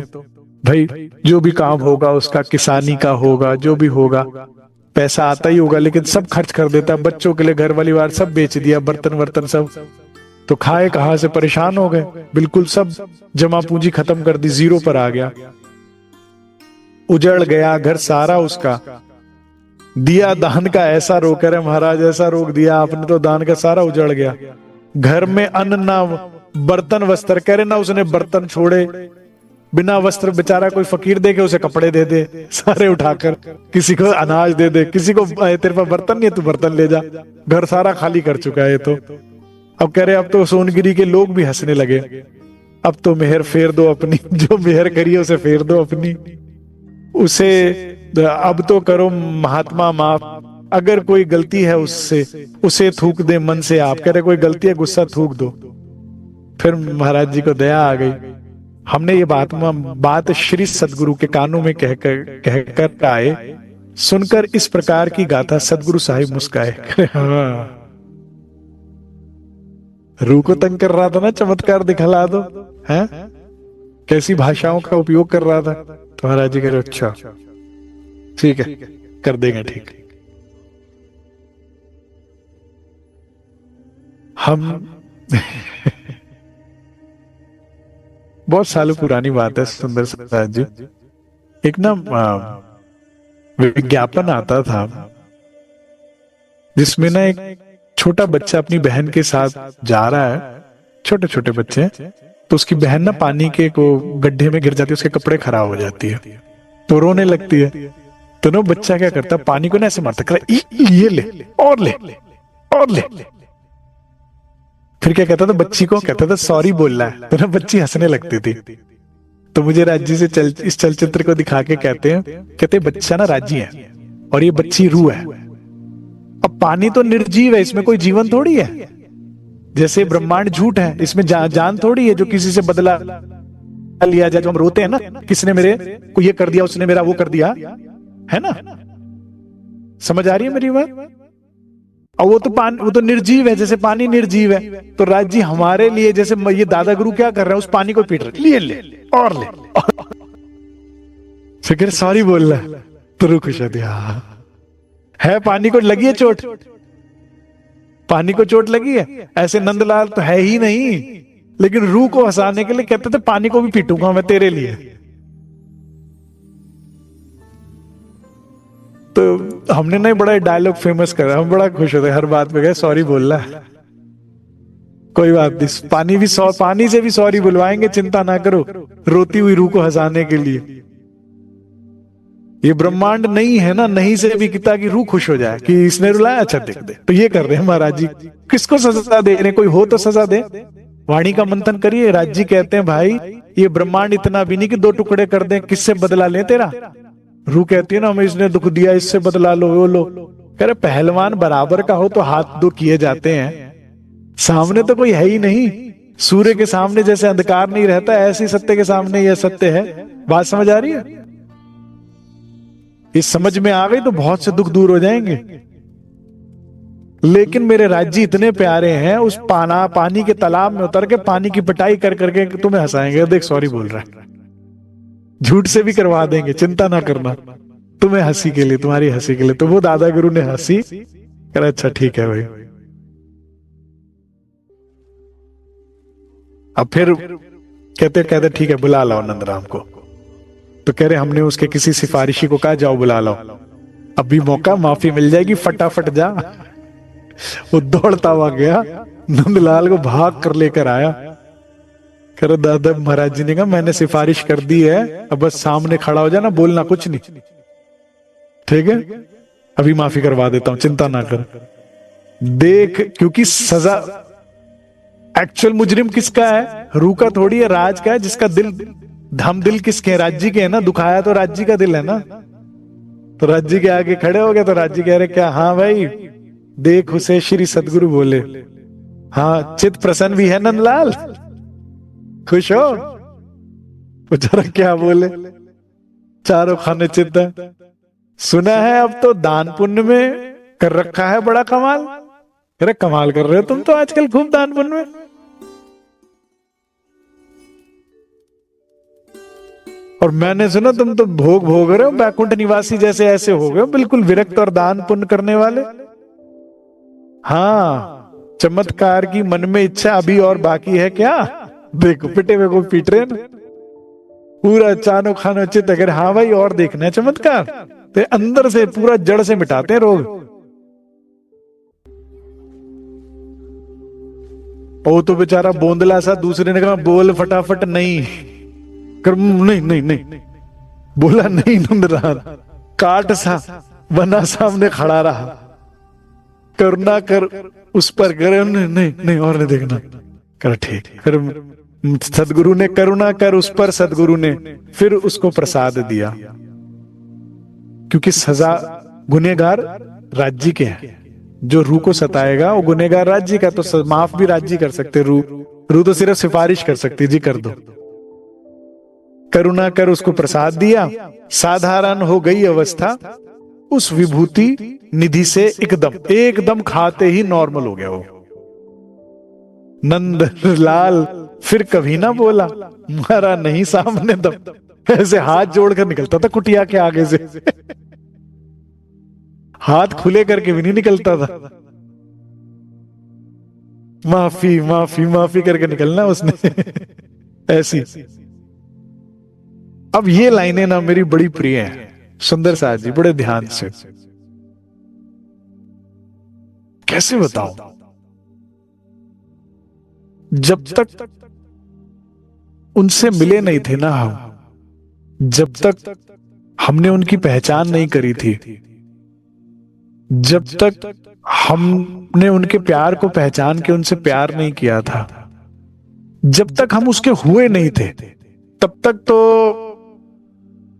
माया का फ्री हैंड था। क्यों? क्योंकि माया हमारे पास नहीं आई थी, हम माया के पास गए थे। वो तो अपनी जो उसको आदेश दिया रूह को रिझाने को, वो कर रही थी। मेरी बात समझ आ रही है? लागोगे जो दुख को, तो अब बिजली अपना दौड़ रही है, उसका काम है प्लग में, उंगली तुम दोगे तो करंट लगेगा, गलती तो बिजली की नहीं कहेंगे ना। हाँ, तो जब तक हमने माया में दिल लगाया था, तो धनी भी चाहते तो हमको नहीं बचा सकते थे, क्योंकि माया में दिल लगाया तो टूटेगा ही टूटेगा। इस बनने मिटने वाले ब्रह्मांड में अगर आप दिल लगाओगे तो बनेगी तो मिटेगी, फिर रोगे ना, कैसे बचाएं? उसको अखंड तो नहीं कर सकते। माया का मूल स्वभाव तो है नहीं ना प्रेम आनंद का, और आप जब उधर आशा करोगे तो दुख तो होएगा ही होएगा। सुंदर साहब जी, संसार में दुख क्या देता है? आशा और उम्मीद दुख देती है। जहां आशा ना हो वहां कहां दुख होता है?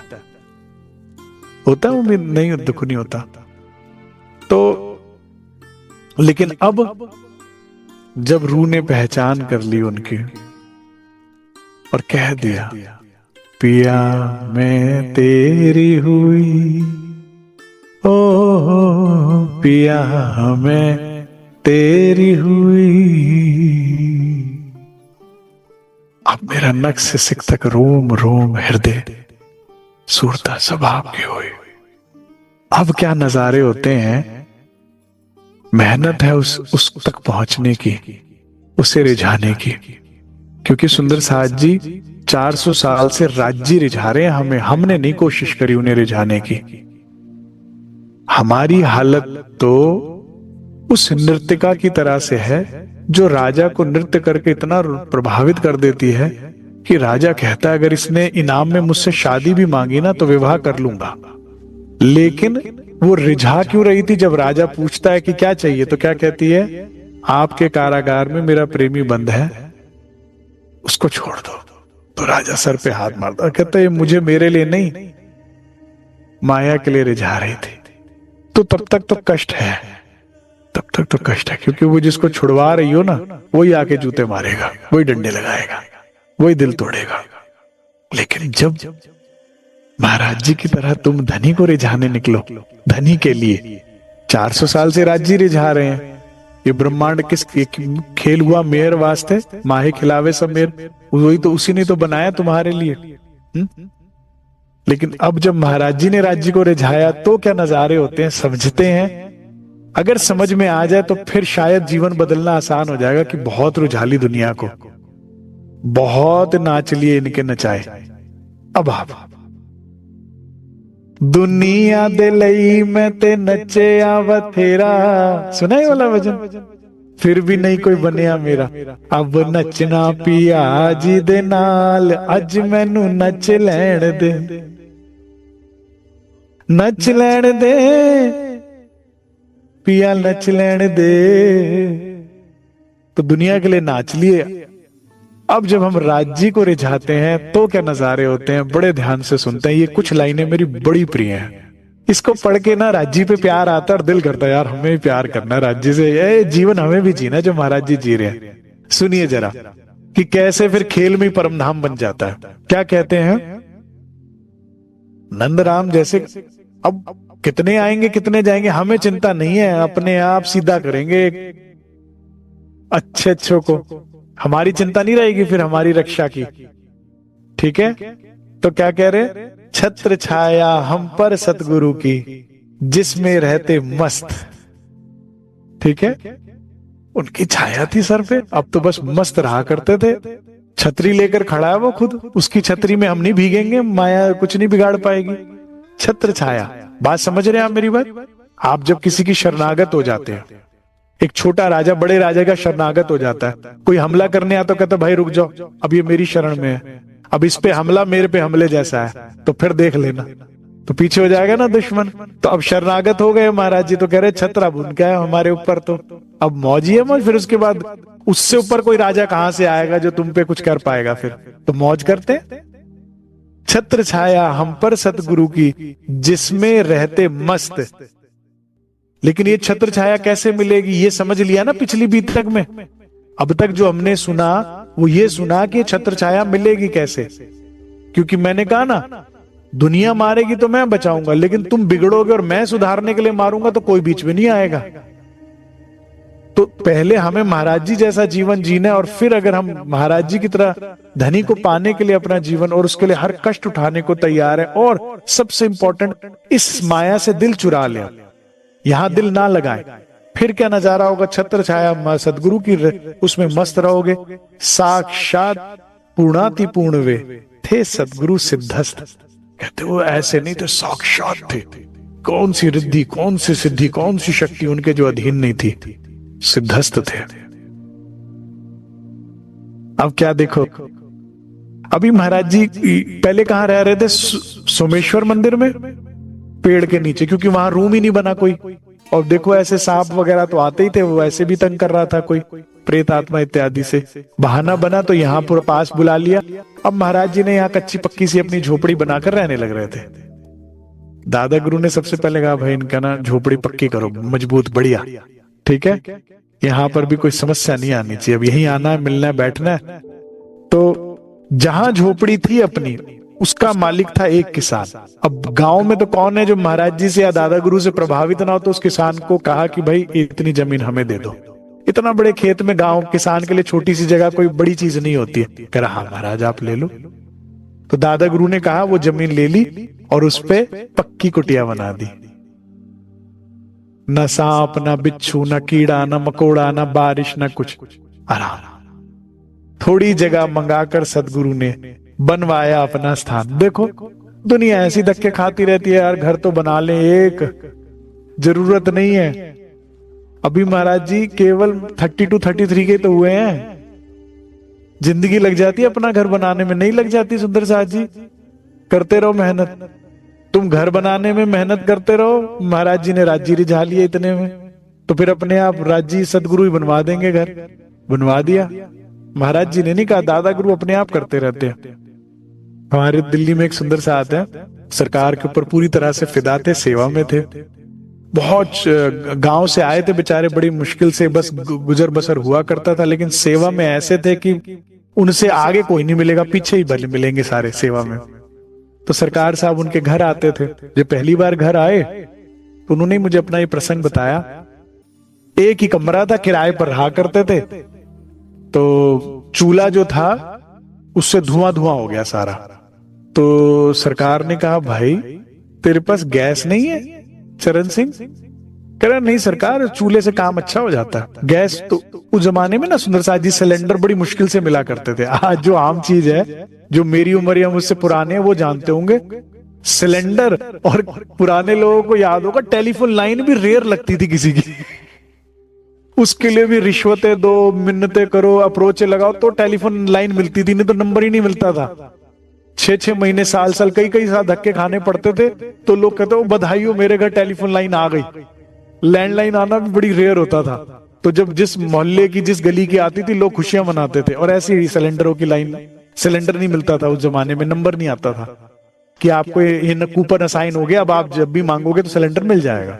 तो कह रहे सिलेंडर नहीं है? कह रहे नहीं सरकार काम चल जाता है, लाइन कहाँ, अभी तो मैं शिफ्ट हुआ हूं, नहीं हो पाती यहाँ, तो सालों साल लग जाता है अर्जियां देने में। कह रहे ठीक है भाई, जैसी राज्य की मर्जी। अगली बार कहते उनके जाते ही अगले हफ्ते सारी गली के सिलेंडरों की लाइन लग गई, सबका नंबर आ गया। अगली बार आए, कह रहे वाह भाई चरण सिंह तेरी तो मौज है, सिलेंडर आ गया तेरा। सरकार कह करने वाले आप हो। फिर कुकिंग वगैरह जैसे खाना वाना बनाया, कह रहे चरण सिंह यही कर बनाता, यही खाता, इतनी गर्मी कर लेता है, सोता कैसे? करे सरकार गुजारा आराम से हो जाता है, कोई ऐसी बात नहीं है, गर्मी क्या? करे चल ठीक है भाई, चले गए कह के, ठीक है भाई कह के। करे अगले कुछ दिन बीते, मेरी मकान मालिकिन आई, उन जिसके किराए साथ वाला घर भी उसी का ही था, उसको तोड़ा, उसमें एक रसोई बनाई, चरण सिंह भैया के उसके घर के साथ जोड़ दिया। करे चरण सिंह अब से तेरी ये रसोई होगी, किराया उतना ही। करे फिर आए सरकार, करे वाह भाई चरण सिंह तेरी तो रसोई बन गई। करे सरकार साहब, करे तेरी तो बढ़िया चलती है, करे सरकार करने वाले आप।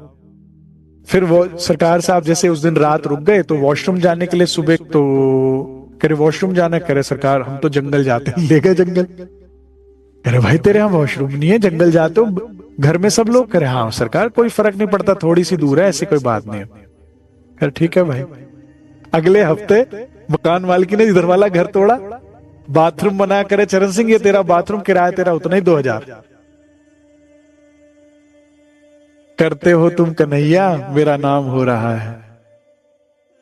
एक भजन है मुझे बड़ा ही प्रिय है, जब से मैंने तुझसे दिल लगा रखा है, संग हर शख्स ने हाथों में उठा रखा है।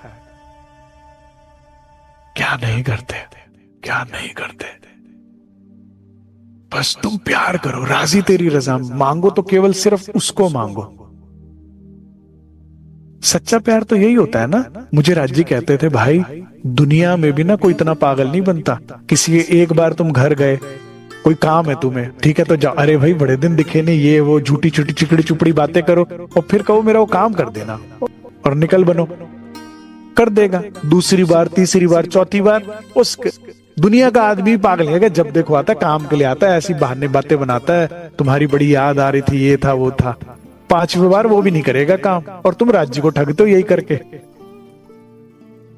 तुम उससे प्यार करो, वो कौन सा काम है जो वो नहीं करके देंगे। जब दुनिया में भी कोई किसी से प्यार करता है तो कैसा चाहता है कि तुझे तो महल में रखूं, है सोने के सिंहासन पर बैठा दूं, दाएं बाएं तो तकिए लगा दूं, और दो सेविकाएं तेरे आसपास बिठा दूं कि तुझे बस उंगली भी ना हिलानी पड़े, बोलता जाए और करता जाए। ये नहीं होता है प्यार। तो धनी जब लाड करने पे आएंगे तो क्या नजारे होंगे सुंदर साथ जी, वो बता रहे हैं यहाँ पर, ठीक है। तो कह रहे भाई उसको कहा जमीन ले ली, थोड़ी जगह मांग सतगुरु ने। महाराज जी को भी नहीं मांगनी, दादा गुरु है ना करने के लिए, किसी से नहीं मांगने की जरूरत। दादा गुरु बनवाया अपना स्थान। झोपड़ी छोटी थी महाराज जी कहते हैं, लेकिन भजन वजन इत्यादि कर्म के, ये मेरे शब्द है, महाराज जी के शब्द नहीं है कि जो मैंने अंदाजा लगाया। वो तो इतना ही कहते हैं कि भजन वजन इत्यादि कर्म के लिए हमें वह काफी थी। हमें जगह, महाराज जी कह रहे जगह कितनी चाहिए थी, भजन इत्यादि अपना है दे क्रिया इत्यादि के लिए जो छोटा सा स्पेस था, लेकिन बहुत बढ़िया था। छोटा सा आंगन, छोटी सी चबूतरा, घर के बाहर जो पहले हुआ करते थे, छोटा सा अंदर कमरा, वेंटिलेटेड हर तरह से। करे जितना चाहिए होता ध्यान भजन के लिए उससे ज्यादा ही था, अच्छा था, काफी थी, ठीक है। बनवा दिया पहले। फिर आगे सुनो, यहां लाड थोड़ी खत्म होते हैं। जो उससे प्यार करता है, कभी व्यवस्था खाने वाने की नहीं करनी पड़ी हमें। ये एकलौता प्रसंग है क्या सुंदर साथ जी? ये कहीं और भी ऐसा प्रसंग आया है? पूछो उन मोमिनों से जो श्री जी के साथ चले। राजा राम झांझन बाई और छत्रसाल महाराज जी तो बहाना है।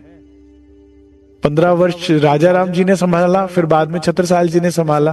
राज्य है, जिसके भरोसे चल रहे हो, जिससे प्यार कर रहे हो, वो सब महाराज जी। इसमें ना बड़ा एक अदा के साथ ना, एक जैसे कोई प्यार में बोलता है ना इतरा कर, वैसे बोल रहे करें भाई कभी व्यवस्था खाने वाने की नहीं करनी पड़ी हमें। हर आवश्यक वस्तु समय पर, इंपॉर्टेंट इज टाइम से आ जाती थी, 0 डिले, समय से पहले ही भले ही, बाद में नहीं। हर आवश्यक वस्तु समय पर मिलती थी तैयार हमें। करे ऐसा नहीं कि कपड़ा मिल गया, कुर्ता सिलवाने जाना पड़ रहा है, सिलवा कर नाप का लेकर। क्या मौजे हैं सुंदर साहब जी, क्या मौजे, क्या धक्के खा रहे हैं हम अपनी जिंदगी में। जिंदगी ये है कि तुम उससे प्यार करो और वो तुमसे जब प्यार करे तो कौन दुनिया नजारा देखे।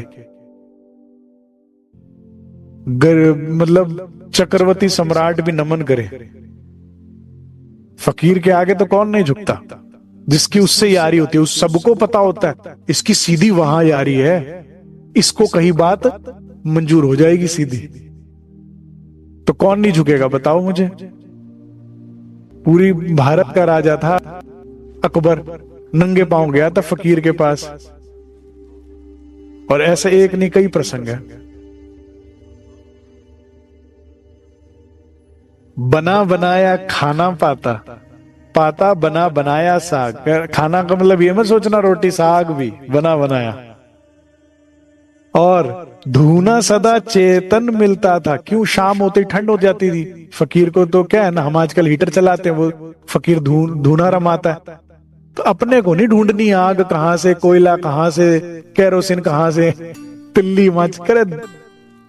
हम महाराज जी ध्यान में रहा करते थे, संध्या हो गई, आंखें खोलकर देखा, ठंड नहीं लग रही, क्या बात है, धूना जला हुआ है जी। ठीक है, एक छोटा सा जगह गड्ढा कर लिया जाता है फकीरों में अक्सर, जब अपनी जगह हो तो, और उसमें कोयला इत्यादि रख के उसको जला दे, उसमें फकीर बैठता अपना ध्यान में। और ऐसी जंगलों में हो तो लकड़ वगैरह लेके, ताकि ना जानवर आए ना मक्खी मच्छर, और ध्यान भजन। और पुराने समय में हर रात ठंडी होती थी, चाहे कोई मौसम हो, गर्मी सर्दी से लेना देना नहीं, तो ये इसलिए कह रहे हमारा हीटिंग ऑन रहते थे। धूना सदा चेतन मिलता था, मिलती उसमें आग, दीपक तक जलता मिलता था, इन्होंने उसमें तक लगाया है। कर इतना ही नहीं, दीपक तक आंखें खुली तो आदमी पुराने समय में सबसे पहले क्या होता था, अंधेरा होने से पहले पुराने लोगों को आपने देखा होगा, फटाफट कहते मंदिर में जाना, दिया जलाना, है ना, क्योंकि हर घर में मंदिर होता था, और अंधेरा पूरा हो जाएगा तो फिर ढूंढते रह जाओगे। आजकल की तरह मोबाइल तो होते नहीं थे, तो पहले कहते थे संध्या होने से पहले दिया जला दो, नहीं तो ना माचिस मिलेगी, ना वो मिलेगा लालटेन, उसके चक्कर में तेल गिर जाए, लालटेन गिर जाए, टूट जाए, है ना। समझ रहे मेरी बात। कह रहे हमें नहीं, हमने आंख खोली तो दिया जला हुआ है, फिर ध्यान में बैठ जाओ। जरा सी आंख खोली, ओह दिया भी जल रहा है, ठीक है बैठ जा, जलाने की जरूरत कुछ नहीं है, तू अपना बस ध्यान कर, तू अपना सुख ले।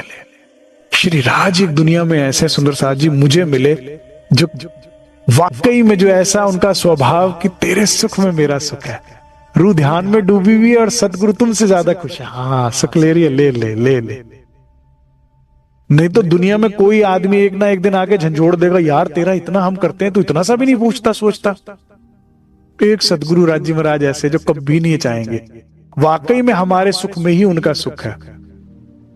अब मैं क्या बताऊं इस बारे में, कोई रिश्ता आजमा कर देख लेना, कोई रिश्ता एक ना एक दिन कह ही देगा, भाई क्या बात है समय नहीं देते, क्या बात है प्यार नहीं करते, क्या बात है बात नहीं करते। एक सदगुरु ऐसे हैं जो तुम्हारी खुशी में ही हमारी खुशी, और कुछ नहीं चाहिए उन्हें, ऐसा सच्चा प्रेम।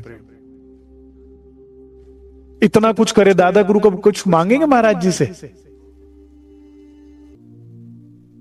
तेरे लिए इतने पकवान पका के लाया, तेरे लिए इतनी वो बनाकर लाया, तेरे को कुछ नहीं मांगेंगे, तेरी खुशी में मेरी खुशी है। यही तो स्वभाव है राज जी का, यही तो है जो लूट लेता है रूह को, कि ऐसा तो कभी नहीं देखा, कभी नहीं मिला। दीपक तक जलता मिलता था।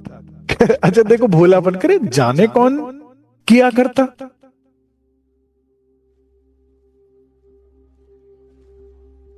क्योंकि महाराज जी तो ध्यान में बैठे थे ना, चुपचाप आते होंगे दादा गुरु। सोचो जरा कि पांव की आवाज भी ना हो जाए, महाराज जी का ध्यान भंग ना हो जाए, और चुपचाप किया और चुपचाप चले गए। क्रेडिट नहीं चाहिए उन्हें, बस सुकून चाहिए महाराज जी का। कह रहे जाने कौन जलाया करता था। मैंने जब ये सारे प्रसंग पढ़े ना लाइफ में, जब मैं जॉब करता था 2006 में, तो ही मेरे अंदर वैराग्य और एक विश्वास जागा कि अच्छा अगर प्यार सच्चा हो तो अपने आप कोई आएगा, 2-4 लड्डू पोटली में डालकर रख जाएगा। ऐसा मुझे बनारस माता जी ने भी एक बार बताया था। कहते महाराज जी जंगल में भी कहीं ध्यान करते थे ना, तो कोई पोटली में लड्डू छोड़ जाता था 4। आंखें खोलते थे तो ढूंढना नहीं पड़ता था, पोटली मिलती थी, लड्डू खा लिया, पानी पी लिया। मैंने बताया ना, संत का तो प्रिय भोजन है लड्डू। और फिर कहते थे महाराज जी, कहते थे दादा गुरु छोड़ जाते थे। अब ये उनका स्वभाव ही था कि सदगुरु पे सब डालना। अब मैंने पढ़ा, मैंने कहा फिर हमें क्या चिंता करनी, आम के आम और गुठलियों के दाम, कि ध्यान में भी सुख और आंखें खोलो तो भी कोई चिंता नहीं करने की जरूरत, काम भी सारा हुआ हुआ है। धूना जला मिलता था, दिया जला मिलता था, झोपड़ी बनी बनाई मिल गई, और क्या चाहिए। तुम परेशान हो रहे हो, रजिस्ट्रियां प्लॉट खरीदने के लिए पैसे जोड़ रहे लो। कुल ब्रह्मांड का स्वामी है वो। तुम सच्ची मोहब्बत करके तो देखो, सच्चा प्यार करके देखो, क्या कमी छोड़ेंगे। अरे धूना जला मिलता था, दिया वो जला, रोटी हमने नहीं घोटी कभी, सब्जी पका पका के लाते थे। ये तो वही वाली बात हुई कि राज जी कहते हैं सब कुछ मैं करूंगा तो तू क्या करेगी, आपके हाथ से खाऊंगी।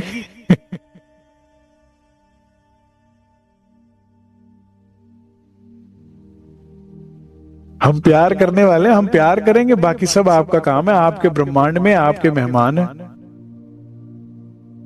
जीवन तो यही है ना सुंदर साहब जी, कि हम अपने आप को झोंक दे उनकी सेवा में, उनको प्यार करने में, और वो हमें प्यार करें। हम अपनी चिंता में मरे जा रहे हैं, क्या जीवन है, बिल्कुल बेकार जीवन है। ये कोई जीवन नहीं है।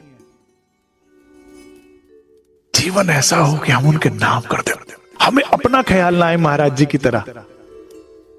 और दादा गुरु को अपना ख्याल नहीं आ रहा, राज जी को अपना ख्याल ना आए, हमारी चिंता बस मैं सुख सदा तुम्हें चाहूं, मैं सुख सदा। और सोचो जिसका खुदा सुख चाहता हो, जिसे वो हंसाए उसे कौन रुलाए। इसीलिए फकीर हमेशा हंसता रहता है। जिसको वो हंसाना चाहे उसे रुलाएगा कौन, कोई शक्ति है उससे बड़ी, बस इसलिए फकीर हंसते रहते हैं, हमेशा मौज में रहते हैं। काश ये बात आपको समझ में आ जाए तो आज वाकई में गुरु पूर्णिमा सफल हो जाएगी। पका पकाया बना बनाया हर सामान धरा रहता। कर हमारा मूड है तो खाएं, खाएं तो खाएं। सुबह का दोपहर तक बचा हुआ है, दोपहर तक तो शाम का बचा हुआ है, 3-3 वैरायटी है, दिल करेगा खा लेंगे, लेकिन वरना हमें कुछ करना नहीं है। और ये वो रूह है जिसने 5 दिन में एक बार खाना खाया राज जी के प्यार में। पहले तुम तो कर लो यार कुछ प्यार है। प्यार चाहिए सबको, करता कोई नहीं है। जिस इंद्रावती जी ने राज जी के लिए फटे चीरक वस्त्र हंसते हुए धारण किए, अपने राजसी वस्त्र वजीर के लड़के थे छोड़कर, उसी इंद्रावती के लिए तो करोड़ों अरबों खरबों के हीरे जवाहरातों से श्रृंगार किया। जिस इंद्रावती जी ने धनी के लिए इतनी लंबी पद यात्रा करी धनी सेवा में, वो भारत से अरब, अरब से कहां से कहां, उसी इंद्रावती जी को जब वॉशरूम भी जाना है तो पावड़े बिछा रहे हैं राज जी महाराज। आप यह जानकार यही कहेंगे कि श्री जी राज जी महाराज की सेवा सुंदर साथ करा रहे, लेकिन मैं एज ए सेवादार जानता हूं कि हम सेवा नहीं करते, राज जी करते हैं। हम में कहां भाव है, हम में कहां ताकत है, का राज जी कर रहे हैं इंद्रावती जी को लाड। जिस इंद्रावती जी ने राज जी के लिए भीख के सूखे टुकड़े निवाले भी हंसते हंसते खाए प्यार में, उन्हीं के आगे 56 भोग लगाकर राज जी महाराज ला रहे हैं पन्ना दरबार में। जीव का भी नुकसान कभी नहीं होगा यहां पर, आत्मा का तो छोड़ो। मेहर देखे 5 तत्व, शर्त इतनी है कि तुम सच्चा प्यार करो, फिर जब उसका प्यार देखोगे तो मौज ही मौज। तो फिर महाराज जी क्या कहते हैं, फिर हम क्या करते थे जब सब काम किया कराया मिलता था? मस्त भजन से रहते हम तो, हर प्रकार की मौज रही, सदगुरु की कृपा से अपने पास ना रहती कोई कमी। ठीक है जी। तुम आए सब आइया, दुख गया सब दूर।